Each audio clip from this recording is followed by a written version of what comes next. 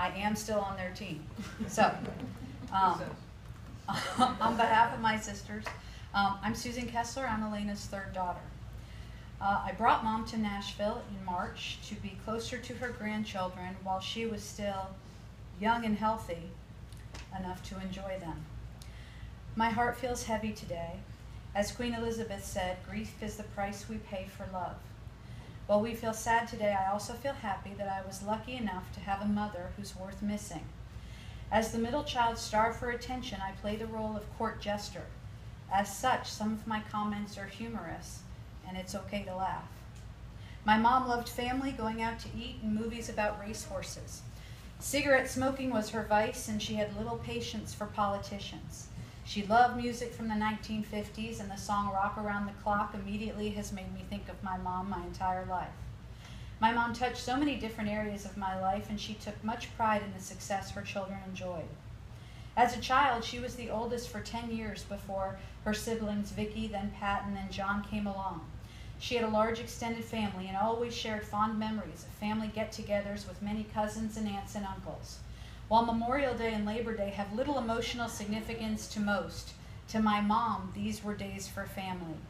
Even when we weren't together on these holidays, she would call because to her they were mini versions of Christmas or Thanksgiving. Her memories of high school were positive. As children, Danny and I laughed as Mom explained what she had to do for her sorority initiation.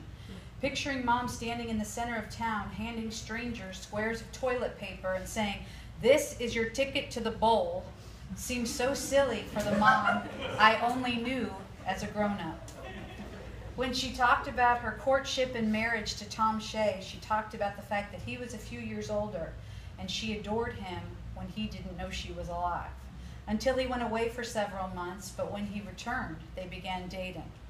Losing her husband at such a young age was a challenge that can be difficult for anyone to overcome. During that time, her family was a great comfort to Mom, Donna, and Kelly, as the trio learned to navigate life without a dad. 4 years later, my father came into her life, and she was attracted not to his balding head or big belly, but the fact that he made her laugh. Danny and I were the result of that union. By the time my mother had 4 children, she was engrossed in full-time mom stuff. She was already 33 and always had to juggle having children whose ages spread across a 13-year age difference. When my parents took Donna to college at Syracuse, 15-year-old Kelly, 5-year-old Danny, and 8-year-old me accompanied them on the drive.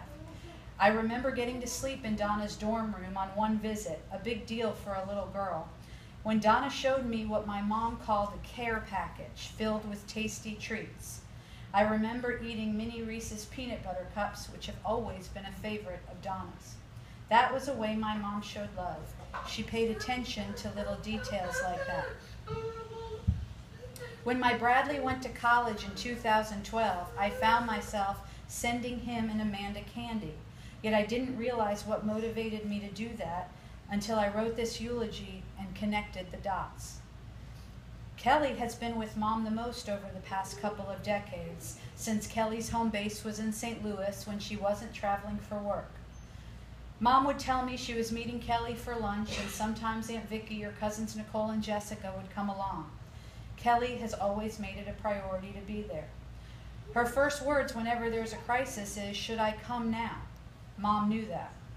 Kelly saved Mom's life 2 weeks ago today with her quick action of getting her to the hospital. In doing that, she gave us all time to say goodbye to Mom, and for that I'll be forever grateful. Although Mom's children and grandchildren have always been very important to her during much of her life, over the past 25 years, she has spent much time with Aunt Vicky and Uncle Eric since they lived close together. Aunt Vicky was my mom's BFF. That means best friend forever. My mom thinks LOL means lots of love. Laugh out loud.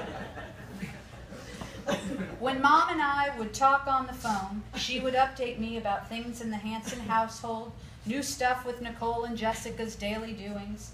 Mom would go out to dinner or a movie with Aunt Vicky and Uncle Eric, and she told me that they never made her feel like a third wheel. When Aunt Vicki and Uncle Eric were in Florida for a few months each year, Jessica and Nicole would invite Mom over for dinner, and Mom loved being with Andrew, Benjamin, Sophia, and Cameron.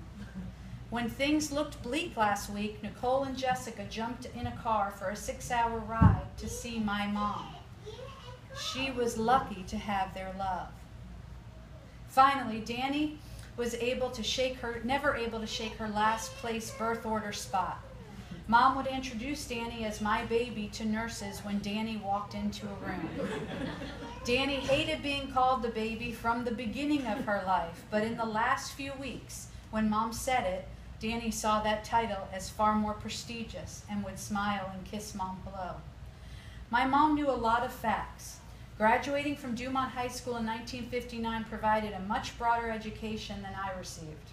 She loved history, and I can remember her boring me with details about the Tennessee Valley Authority when I moved to Nashville. And I thought, why do you know this and who cares? It wasn't just history. She knew trivia and entertainment facts, and even though she acted like she didn't care, she knew a lot about football. She could see an old car driving down the road and know it was model year 1957 or 58. Yet my mom did not want to impart knowledge to others, and it was rare that she would try to teach things directly, probably because I was a smart aleck and often rebuffed her. The lessons she taught me were more just-in-time teaching. They would come when I wasn't looking for a lesson, and they weren't packaged as teaching, likely because she knew I would be reluctant to listen because I already knew everything. For example, both of my parents walked me down the aisle for my wedding. As the three of us turned the corner to enter the church from the vestibule, she stopped and looked at me and said, "Really soak this in. Today is going to go by so fast, and you want to remember as much as you can." I tried so hard to do it that day, but 21 years later, I'm left with the memories I have from my wedding that are on the video and photographs. But I remember that moment, those words she said, and trying to follow that lesson. But it was so exciting and fast-paced that my brain couldn't possibly process it all. But Danny told me yesterday that the day after her wedding, Mom told her, "Remember how you feel today. The next time you will feel this happy is when you have your first baby. There aren't many times in your life where you'll feel this good." Mom knew I wanted to be smart, knowledgeable, that I craved the facts, I read research. I wanted to know the answers. But also she could tell when I felt weak. On those occasions, she would reassure me and try to encourage me, but secretly, I have always thought that my mom thought I was stronger than I really am. I bought a new refrigerator the week she moved to Nashville, and I joked that maybe it was bad luck with the bad karma it had brought into my lives. See, when facts fail me and I cannot find answers, my anxiety leads me to want to avoid black cats and find lucky rabbits' feet, to bridge the gap until my luck changes, or in reality, I feel stronger. I began to feel afraid of my new stainless steel appliance in my kitchen. Things kept getting worse for Mom, and I kept blaming my damn refrigerator. She kept telling me that was nonsense.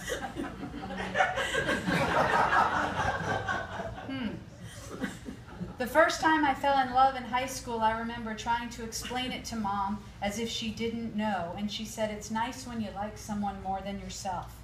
I remember my adolescent brain being surprised that she knew that. Danny told me after her first broken heart her freshman year of high school, she was devastated. Danny didn't want to talk, so Mom talked and Danny listened. Danny said Mom seemed to read her mind with how she felt, and she promised that one day she would feel better. And Mom was so convincing that Danny believed her, and Mom let Danny sleep in bed with her that night since Danny didn't want to be alone. During my senior year of high school, my mom told me about her high school graduation. She said that night her parents were so proud of her, and she was ashamed that she rushed them through their celebration so she could go out with her friends. I share that life lesson with my seniors at graduation practice every year to remind them of that lesson she told me. My mother didn't think she was anyone special. She considered herself an ordinary person living an average life. It annoyed her that I lacked humility, which is why she did not gush about her children to us, but I know she did to others. I guess she didn't want me getting a bigger head. When I would try to pull it out of her, she would shut me down, saying, "Susan's always needed a lot of positive reinforcement." But sometimes she would slip. In 2013, I was giving a speech at a conference where Maya Angelou was one of the keynotes. Maya has always been a favorite of mine, and Mom knew I was excited to hear her in person. Maya spoke to probably 10,000 people in a ballroom that day in Chicago. When I called my mom that afternoon to tell her about Maya's presentation, she asked, "Did Maya come to your speech?" I laughed and said, "Maya Angelou doesn't give a rat's ass about my presentation. I am small potatoes compared to Maya Angelou, but not to Mom." Yep, that's the positive reinforcement I craved. I just had to listen for it because it came on her terms. You couldn't give my mom a compliment either. She didn't want to accept the credit I gave her for helping me have the success I've enjoyed. When you complimented her, she played it off or scoffed. She was glad to have a Mother's Day card with a sweet little message, but she didn't seem to need it. As she lay dying Sunday evening, my sisters and I were saying supportive things to her, telling her we loved her.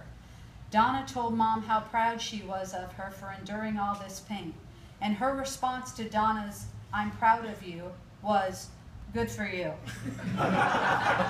What? Those ended up being my mom's last words. "Good for you. I'm glad you're proud of me." I'm sure in the moment she was just doing what it took to keep on living. But sometimes she didn't want a compliment, and she'd even make you feel like it was the wrong thing to say. That was just her. But I was me, and I like to force things my way. And on her 70th birthday, her children and her families, and Aunt Vicky and Uncle Eric and Aunt Rita, accompanied Mom on a cruise to celebrate her 70th birthday. I was sitting on her balcony on the morning of her birthday as we gazed into paradise and said, "How awesome is it to wake up on your 70th birthday in such a great place with everyone you love?" I was hoping for insight, for her to share the meaning of life, for us to have a Hollywood moment where I would learn what I needed to know, since she was blazing life's path 30 years before me.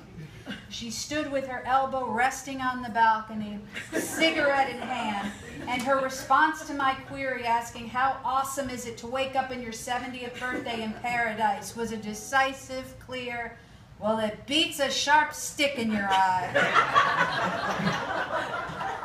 That was my mom. I couldn't force it even when I tried.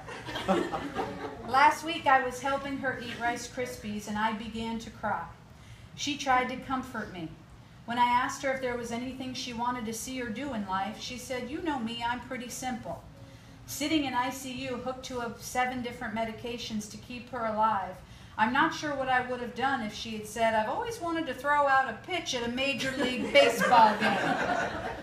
But she just said, "I don't know," and gave me an easy out. Mom tried to be satisfied with whatever lemons life handed her. When she was on the ventilator, she had to use a Sharpie and a clipboard to write. She was drugged and she has a broken right arm, so writing was really hard. But she managed to write, "I'm happy to see you all together." That's what she wanted, her girls together and her sisters nearby. Mom didn't make lemonade out of life's lemons, but that's Mom living with the lemons life through her. My mom was funny and people really liked her. She made friends in the checkout line of a grocery store and was very special. She liked to host parties, and my sisters and I would make fun of her for being in party mode. She was even like that on Sunday when she was having breathing difficulty and she sat forward in her hospital bed and apologized to Aunt Becky and Aunt Patty because she was having breathing trouble and couldn't host a good time in ICU. She knew people liked her. One night last week, there was a fan in her hospital room that we assumed was because she was so hot. When Danny asked it about her, she said a nurse was hot, and her nurse had a break and came in to play on the computer in Mom's room. Danny and I were aghast. What? Why would the nurse hang out in here in the middle of the night? She simply replied, "People are drawn to me, what can I tell you?" Mom sent us and her grandchildren cards for everything. She would send the kids Halloween cards, even though I don't deem Halloween worthy of a card. It was a waste of money. Mom didn't care what I said. She did what she wanted. And she was funny too. She surprised my husband Burry and I a few years ago when she sent him a birthday card with a donkey on the front, and inside it read, "Hope you get a piece of ass on your birthday." Sorry, Father. That's who my mom was. She didn't care if she shocked you occasionally. She thought the card was funny, even though getting that card from your mother-in-law still kind of grosses us out. My mom was good at keeping a stiff upper lip for the most part, and there was some real hardship in her life over the years. She was hit by a car as a 5-year-old, widowed as a 24-year-old, nearly died twice from a blood disease when she was in her 30s, and she endured lots of instability being married to my father. She was a tough cookie, and a perfect example would be at funerals. If she were here sitting among us, she would not only be strong, she'd be in party mode, even at a funeral. She would be that way because she wanted to socialize with all of you, and even if it was sad, she wanted to be with this group of people. She didn't hit things head on, and when I would try, she would tell me, "Susan, stop looking for trouble." There have been rare instances when she shed that tough cookie exterior. During my first week as a mother, she got up with me every 2 hours during the night as I learned to nurse the new baby. We sat in the dark nursery with only a nightlight talking about motherhood and children. She shared the story of her own mother's tragedy at the loss of pregnancies. When my grandmother suffered a stillbirth in 1948, she returned from the hospital and burst into tears when she saw my mom. My mom was 7 and she thought she had done something wrong, but her mother was crying because she felt she had let my mom down by not bringing a sibling home to her. Mom told me she was a mother herself before she and my grandmother ever discussed what happened that day. That was my mom. She kept things inside and accepted sadness and tragedy, her own mistakes and the mistakes of others, not discussed or maybe not even processed, and she moved on. That was how she coped. My mom became a better mother, as most mothers do, as time went on. I had the benefit of being her 3rd child, and the 10 years that existed between when she had Donna and then Kelly and me were my mother's 20s. By the time I came along, she was 30, and she often described her 40s as the best time of her life. I was born older and didn't fit in as a child, always wanting to play teacher rather than play catch. I thought about things differently from other children. I disliked recess and was unsuccessful at playground politics. While many people in my life were telling me to change as a child, my mom accepted me for who I was. My mother always made me feel loved, which is particularly important for a kid who feels generally unlovable. As a grandmother, she made it a priority to have a big role in her grandchildren's lives. This is a challenge when one has 300 miles separating them, but she made the trips for birthdays and school plays, holidays, and whenever I had a child care conflict because my schedule was hectic. She was on a tight budget, but she created traditions with her grandchildren. They would go to IHOP, usually without the moms, and have breakfast. When the trip was too quick to include that grandma breakfast, the kids always asked, "When are we going to IHOP?" Sometimes we would meet halfway between St. Louis and Nashville for a day trip. It was hard to be an important grandparent if you lived so far away, but all of her grandchildren, Bradley, Zach, Sarah, and Lauren, felt like she was an important adult in their lives. As adults, my mom was a very close friend of mine. We would talk often, and she liked hearing my stories of schools and silly things students did or my latest experiences managing people. I would call her on my way home from teaching a class at 10 o'clock some nights, and she would keep me awake on those 18-hour workdays, not wanting to say goodbye until I had parked safely in my garage. She didn't push me. We would speak a few times a week, and 80% of those calls were dialed from my phone.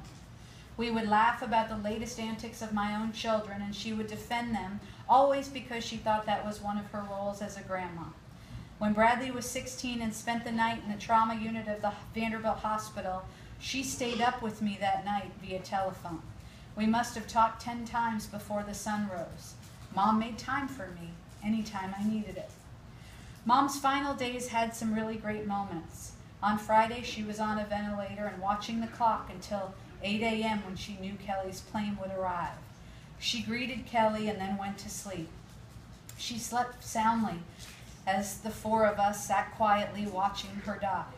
We cried and watched her heart murmurs and said goodbye in each of our own ways. We continued to talk to her knowing she could hear us, but I knew she would never open her eyes again. I told her Aunt Vicki was coming from St. Louis and she would be here in 20 minutes. 10 minutes later, my mom popped up in bed like a 4-year-old on Christmas morning, bright-eyed and ready to go. And I wanted to say, "Mom, I thought you were dead." But my mom wanted to see Aunt Vicki. We took her off the ventilator, and that gave Mom a great Saturday with her daughters and Aunt Vicki and Aunt Pat, who arrived later Friday night. We told stories and laughed so hard, Mom couldn't make enough oxygen to keep up. Now that is the sign of a good time. In the words of Irma Bombeck, laughter rises out of tragedy when you need it the most and rewards you for your courage. Mom was happy that Saturday, and so were we. But it was a different happiness that I'm usually hungry for. Not for what I was planning to accomplish in the future to make me happy, but for what I had right then in that moment. Mom's final tutorial to me was just in time. It was subtle and didn't even seem to be her teaching. But the life lesson was the time to be happy is now, and the place to be happy is here, because none of us is promised tomorrow. As we navigate our new normal, there will be a hole in my life from my mother's absence. I will close with a poem, author unknown, that speaks to carrying Mom in our hearts, since that is where she will belong now. As I explained to Sarah and Lauren this week, we simply have to look for Grandma in different places, and that she will stay here with us forever. The poem, it goes as such. Do not stand at my grave and weep. I am not there. I do not sleep. I am 1,000 winds that blow. I am the diamond glints on snow.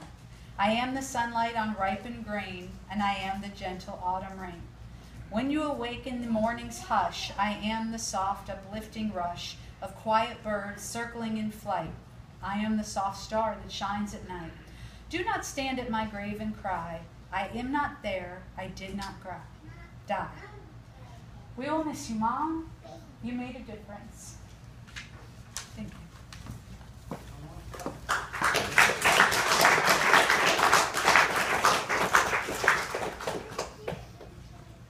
I really wish you had spoken last.